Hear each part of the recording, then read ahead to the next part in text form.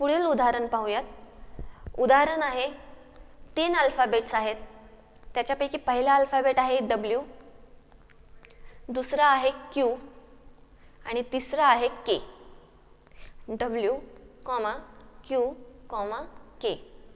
आणि जे चौथा अल्फाबेट आहे ते आपल्याला शोधायचे आहे. चौथा अल्फाबेट शोधण्यासाठीचे 4 पर्याय आहेत. पहिला पर्याय I, दुसरा पर्याय J, तिसरा पर्याय F आणि चौथा पर्याय आहे E. पुन्हा एकदा वरील प्रमाणेच आपण हे उदाहरण सोडवणार आहोत. क्रमांकन देऊन घेऊयात. W साठी क्रमांकन आहे 23,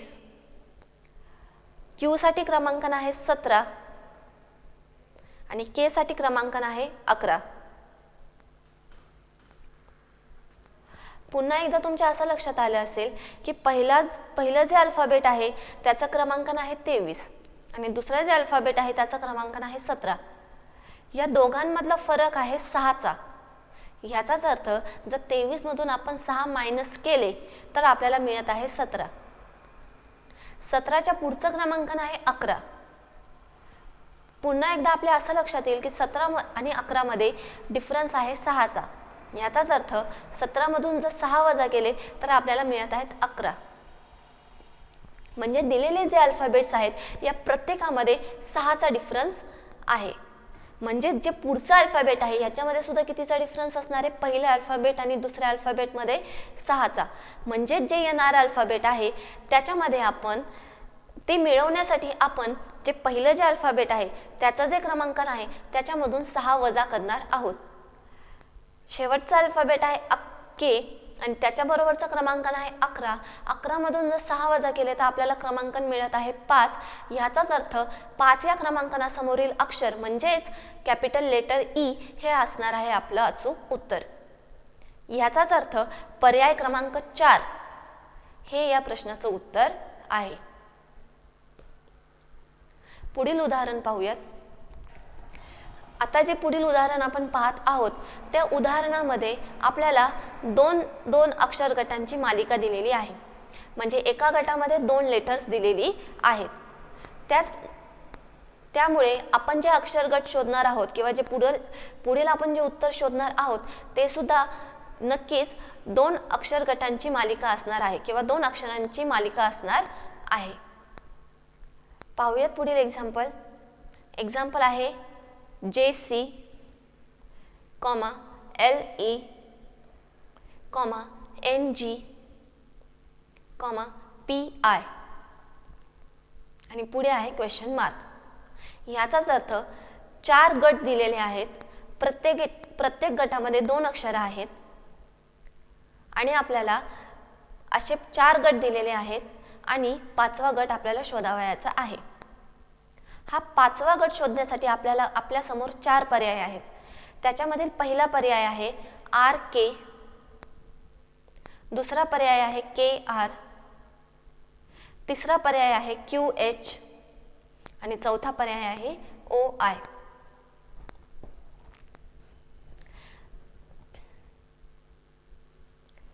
आता यांच्यामधील संबंध जाणून घेण्यासाठी आपण यांना क्रमांकन देऊन घेऊयात. क्रमांकन दिलेला आहे. आपण क्रमांकन अशा पद्धतीने आहे. पहिला जो अक्षर गट आहे JC याचा क्रमांकन आहे अनुक्रमे 10, 3. दुसरा जो अक्षर गट आहे LE याचा क्रमांकन आहे अनुक्रमे 12, 5. तिसरा जो अक्षर गट आहे NG याचा क्रमांकन आहे अनुक्रमे 14, 7. आणि चौथा जो अक्षर गट आहे PI याचा क्रमांकन आहे अनुक्रमे 16, 9. आता जर हे क्रमांकन तुम्ही पाहिलं अशा प्रकारे जेव्हा अक्षर गट दिलेले असतात तेव्हा शक्यतो जेव्हा तुम्ही यांच्यामधला संबंध शोधणार इथे 2 पॉसिबिलिटीज असतात. पहिली पॉसिबिलिटी जे अक्षर गट दिलेले आहे यांच्यामधला परस्पर संबंध म्हणजे पहिला अक्षर गट आहे JC या दोघांमध्ये काही संबंध आहे का? दुसरा अक्षर गट आहे LE या दोघांमध्ये काही संबंध आहे का हे शोधणे महत्त्वाचं असतं. जर या दोघांमध्ये संबंध लक्षात आला नाही तर मग अक्षर गटांमधला संबंध आपल्याला शोधावयाला लागतो. याचाच अर्थ जो पहिला अक्षर गट आहे त्याचा दुसऱ्या अक्षर गटाची संबंध आहे का?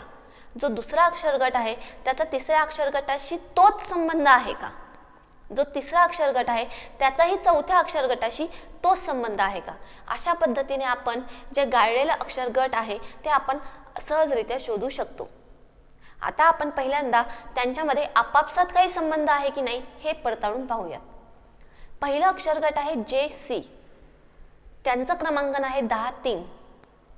तुम्ही जर पाहिलं तर 10 आणि 3 मध्ये फरक आहे 7चा. दुसरा जो अक्षर गट आहे त्याच्यामध्ये जे अल्फाबेट्स आहेत ते आहेत L आणि E, त्यांचं क्रमांकन आहे 12 5 अनुक्रमे. तिथेही तुम्ही पाहू शकता त्यांच्यामध्ये सुद्धा फरक आहे 7चा. तिसरा जो अक्षर गट आहे त्यांचं क्रमांकन आहे 14 7, अल्फाबेट्स आहेत NG अनुक्रमे.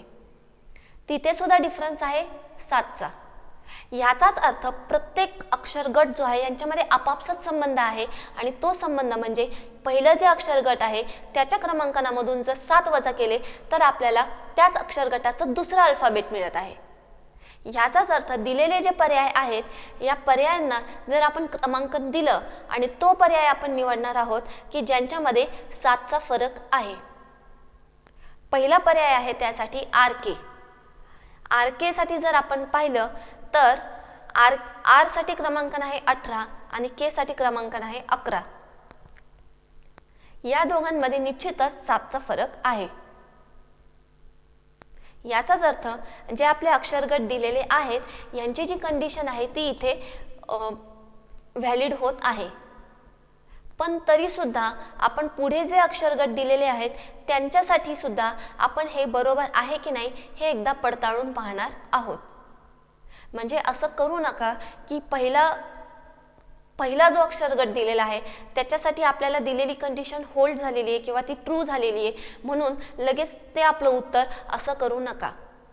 प्रत्येक पर्यायासाठी हे आपण आपला जो संबंध आहे किंवा आपण जे रिलेशन डिराईव्ह केलेलं आहे हे व्हॅलिड आहे की नाही हे पडताळून पहा. जर 3 अक्षर गटांसाठी तुम्हाला त्याच्यामध्ये फरक जाणवला याचाच अर्थ जे चौथा अक्षरगट मिळालेला आहे ते आपलं पर्यायचं तो आपला अचूक पर्याय आहे. दुसऱ्या अक्षर गटाकडे जाणार आहोत. दुसरा अक्षर गट आहे K आणि R. इथे तुम्ही पाहू शकता R साठीचा क्रमांकन आहे 18 आणि K साठी आहे 11.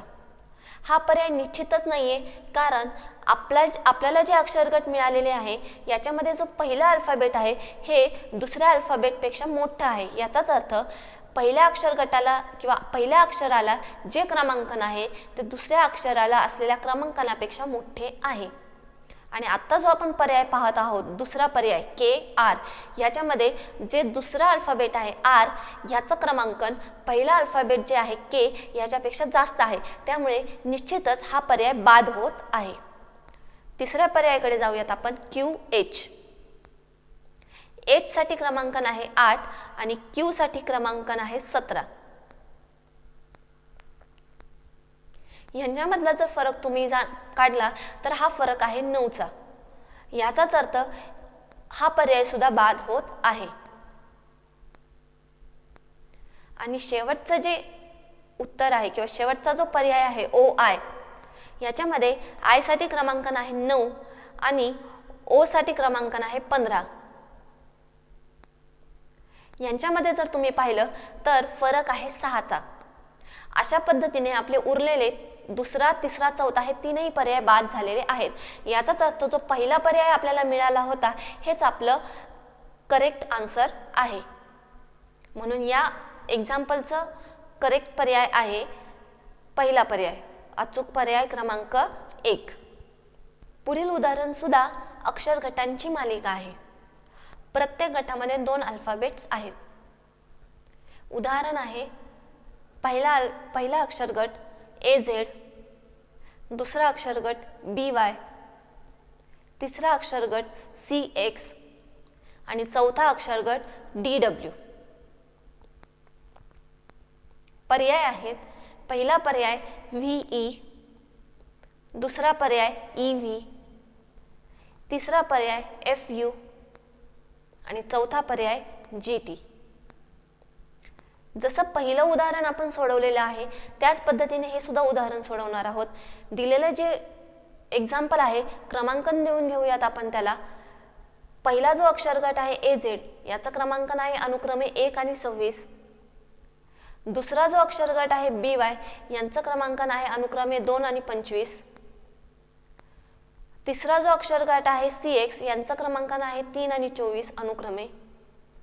आणि जो चौथा अक्षर गट आहे DW याचं क्रमांकन आहे 4 आणि 23 अनुक्रमे. अशा प्रकारे क्रमांकन दिल्यानंतर आपल्या असं लक्षात येईल की दिलेला जो अक्षर गट आहे त्याच्यामधले जे लेटर्स आहेत यांचा आपापसात काही संबंध नाहीये. मग आता ह्या कंडिशनमध्ये आपण पहिल्या अक्षर गटाचा दुसऱ्या अक्षर गटाशी काही संबंध आहे की नाही ते पाहूयात. पहिला जो अक्षर गट आहे त्याच्यामधले जे पहिला अल्फाबेट आहे A याचं क्रमांकन आहे 1. दुसरा जो अक्षर गट आहे त्याच्यामधलं जे पहिलं लेटर आहे B याचा क्रमांकन आहे 2. तिसरं जे अक्षर गट आहे त्याचं जे पहिलं अल्फाबेट आहे C याचा क्रमांकन आहे 3. आणि चौथं जे अक्षर गट आहे त्याच्यामध्ये जो पहिला अल्फाबेट आहे त्याचं क्रमांकन आहे 4. म्हणजेच तुम्ही पाहिल्यावर तुमच्या असं लक्षात येईल की प्रत्येक अक्षर गटामधलं जे पहिलं अक्षर आहे हे चढत्या क्रमाने आहे म्हणजेच इन्क्रीजिंग ऑर्डरनी. ते अशा प्रकारे आहे 1 2 3 4 याचाच अर्थ 1 2 3 4. त्याचप्रमाणे प्रत्येक अक्षर गटांमधील जे दुसरं अक्षर आहे पहिल्या अक्षर गटामधले जे दुसरं अक्षर आहे ते आहे Z त्याचं क्रमांकन आहे 26. दुसऱ्या अक्षर गटामधलं जे दुसरं अक्षर आहे Y त्याचं क्रमांकन आहे 25. तिसऱ्या अक्षर गटामधलं जे दुसरं अक्षर आहे त्याचं क्रमांकन आहे 24. आणि चौथ्या अक्षर गटामधलं जे दुसरं अक्षर आहे त्याचं क्रमांकन आहे 23. हे डिसेंडिंग ऑर्डरने आहे म्हणजेच उतरत्या क्रमाने. याचाच अर्थ 26 25 24 आणि 23. म्हणजे तुमच्या असं लक्षात येईल की जो मिळणारा जो अक्षर गट आहे याच्यामधलं जे पहिलं क्रमांकन किंवा पहिला जो अल्फाबेट आहे हा क्रमांक आहे चढत्या क्रमाने म्हणजेच असेंडिंग ऑर्डरनी. आणि जो दुसरा अल्फाबेट आहे त्याचं जे क्रमांकन आहे हे आहे उतरत्या क्रमाने म्हणजेच डिसेंडिंग ऑर्डरनी.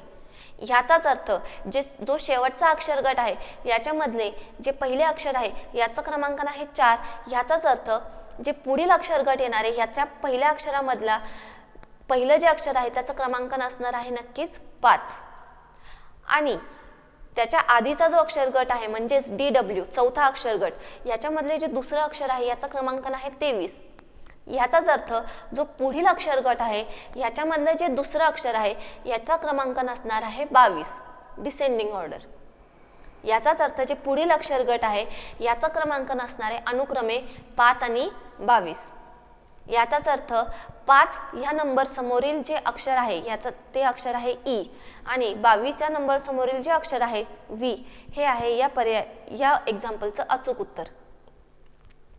याचाच अर्थ पर्याय क्रमांक 2 हे या एक्झाम्पलचं अचूक उत्तर आहे.